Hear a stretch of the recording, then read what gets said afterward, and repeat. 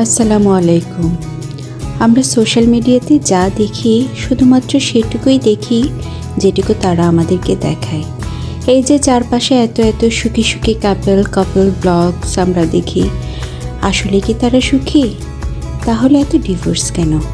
অথবা এই যে শো অফ করানো কত ব্লগার দেখছি, বাইরে যাচ্ছে, ঘুরছে ফিরছে, খাচ্ছে দামে দামে পোশাক, আসলে কি তারা সুখী?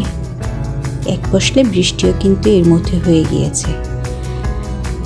শুক্রবারে সবার বাসায় পোলাও, রোস্ট এইসব রান্না হয়, কিন্তু আমার বাসায় রান্না হয় সবজি। ভালোই লাগে, আবার একটু আফসোসও লাগে। চারপাশ থেকে পোলাও রোস্টের একটা সুগন্ধ আসতে থাকে। তো শুক্রবারে যেহেতু আমার হাজব্যান্ড বাসায় থাকে, সবজি খায়, সেই সবজিটাই বা মাছ মাংস ভর্তা এগুলোই বেশিরভাগ রান্না করা হয়ে থাকে। আচ্ছা, আমার মতো কে কে আছে বলেন তো, যারা মাছের আদা রসুন বা কোনো রকম মশলা খেতে পারেন না?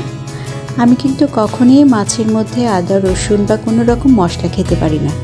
কেন পারি না তা নিজেও জানি না। কি জানি, এক চিমটিও রসুন দিলে আমি এক ধরনের একটা গন্ধ পাই, সে খাবারটা আর আমি খেতে পারি না। আপনারাও কি আমার মতন, নাকি আমার অভ্যাসটাই এমন? তো আজকে 2 পদের ভর্তা করেছিলাম। একটা ছিল কাঁঠাল বিচির ভর্তা, আর একটা ছিল আলু ভর্তা। ভালোই লাগে। আজকে একটু বৃষ্টি পড়লো, ঠান্ডা ঠান্ডা ভাব, ভর্তা, সাদা ভাত, ভালোই কেটেছে দিনটি। আপনাদের কেমন কেটেছে জানাবেন। ও আচ্ছা, এক পশলা বৃষ্টিতে কিন্তু আমার একটা বড় ক্ষতি হয়ে গিয়েছে। আমার রেসিটা আর চলছে না। দেখুন তো, আল্লাহ ভরসা, দেখা যাক কি হয়। আজকে আপনাদের বাসায় কি কি রান্না হয়েছে কমেন্ট করতে একদমই ভুলবেন না। ভালো থাকবেন, সবাই সবার জন্য দোয়া করবেন। আমার রান্নাগুলো ভালো লাগলে অবশ্যই কমেন্ট করে জানাবেন। আর একটা কথা, সোশ্যাল মিডিয়ার চাকচিক্য দেখে কখনোই জীবনকে নিয়ে আফসোস করবেন না।